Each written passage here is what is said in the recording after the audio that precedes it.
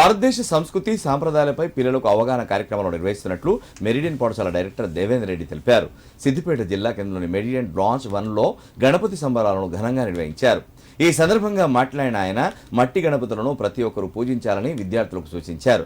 మట్టి గణపతులు పూజించడంతో పర్యావరణకు హాని కలగకుండా ఉంటుందని చెప్పారు. ఈ పర్యావరణ రక్షణలో అందరూ భాగస్వాములు కావాలన్నారు. పాఠశాల ఆవరణలో ఒక రోజు ముందుగానే వినాయక చవితి వేడుకలు భక్తి శ్రద్ధలతో నిర్వహించినట్లు తెలిపారు. ఈ కార్యక్రమంలో పాఠశాల ఉపాధ్యాయులు, విద్యార్థులు పాల్గొన్నారు.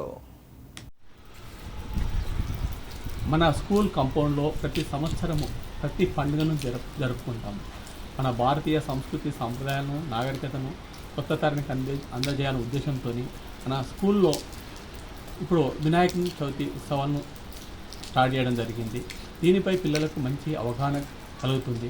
సో వినాయకుని పట్ల, మన సంస్కృతి పట్ల మంచి అవగాహన కలుగుతుంది అనే ఉద్దేశంతో ఇది స్టార్ట్ చేయడం జరిగింది.